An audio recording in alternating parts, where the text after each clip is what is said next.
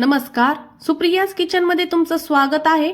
चला तर आज आपण बनवूया एकदम टेस्टी अशी आणि एकदम सोपी मटन करी। तर ही बनवण्यासाठी खूप कमी वेळ लागतो। तर त्यासाठी मी इथे अर्धा किलो मटन स्वच्छ धुवून घेतलेला आहे। नंतर त्यामध्ये आलं, लसूण आणि हिरव्या मिरचीची पेस्ट घालून घेऊया आणि 1 वाटी दही घालून घेणार आहोत। नंतर त्यामध्ये आपण अर्धा चमचा हळद घालून घेणार आहोत आणि 1 चमचा मीठ घालून घेणार आहोत।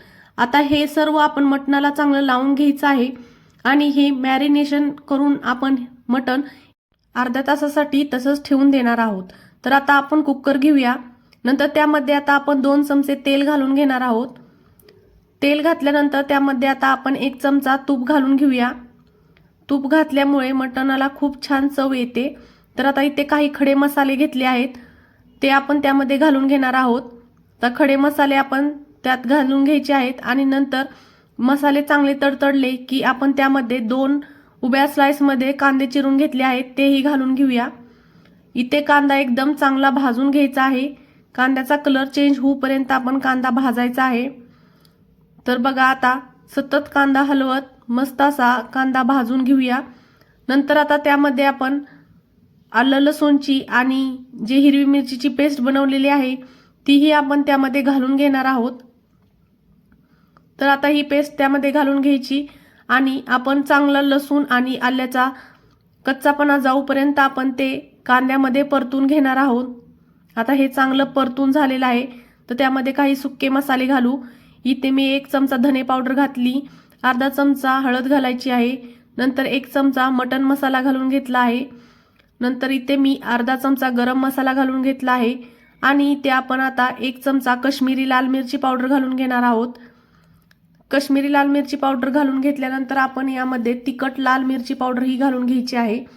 काश्मीरी लाल मिरची पावडर आपण इथे फक्त ग्रेव्हीला चांगला कलर यावा यासाठीच वापरलेली आहे। तर हे सर्व मिरची पावडर घालून झाल्यानंतर, सर्व मसाले घालून झाल्यानंतर आपण आता हे चांगलं मिक्स करून घेऊया। कांद्यामध्ये हे आपण 2 ते 3 मिनिटे मसाले परतून घ्यायचे आहेत। बघा, तर आता मसाले खाली चिकटायला सुरुवात झाली आहे, त्यामुळे आता यामध्ये आपण 2 ते 3 चमचे गरम पाणी घालून घेऊया आणि आता मसाला आपण चांगलं शिजवून घेणार आहोत। तर चांगला परतून मसाला घेतला की त्यामध्ये आपण 1 चमचा मीठ घालून घेऊया आणि आपण हा मसाला चांगला मिक्स करून घेऊया। बघा, मसाल्याने चांगलं तेल सोडलेलं आहे। यावरूनच समजतं आपली ग्रेव्ही चांगली झालेली आहे। तर आता त्यामध्ये आपण मॅरिनेट केलेलं मटण घालून घेणार आहोत आणि आता मटण यामध्ये आपण 5 ते 10 मिनिटं चांगलं परतून घ्यायचं आहे। मटण आपण ग्रेव्हीमध्ये चांगलं परतलं की मटणाला खूप छान अशी चव येते। तर आता थोडीशी यामध्ये कोथिंबीर घालून घेऊया। आता मटण आपण यामध्ये चांगलं मिक्स करून घेऊया। बघा, आता आपलं मटण चांगलं परतत आलेलं आहे। तर आता आपण त्यामध्ये 2 ग्लास गरम पाणी घालून घेणार आहोत। तर तुम्हाला इथे जेवढी करी पाहिजे तेवढं तुम्ही पाणी वापरू शकता, पण कुकरमध्ये शिट्टी करेपर्यंत आपण जास्त पाणी घालायचं नाही। तर इथे बघा, मी 1 ते 1.5 ग्लासच पाणी वापरलेलं आहे। आता आपण कुकरचं टोपण लावून घेऊया आणि फुल गॅसवर 1 शिट्टी आणि कमी गॅसवर 3 शिट्ट्या करून घेणार आहोत। तर तुमच्या कुकरनुसार तुम्ही किती शिट्ट्या करून घ्यायच्या आहेत ते तुम्ही ठरवा। तर आता बघा, सर्व हवा जाऊन दिलेली आहे, स्टीमवर मटण चांगलं शिजू दिलं आहे। तर आता आपण टोपण काढून बघा, आपली मटण करी एकदम मस्त अशी तयार झालेली आहे आणि मटण ही खूप छान दिसत आहे। बघा, आता आपण बघूया मटण चांगलं शिजलं आहे का। तर बघा, मटण एकदम मस्त असं शिजलेलं आहे।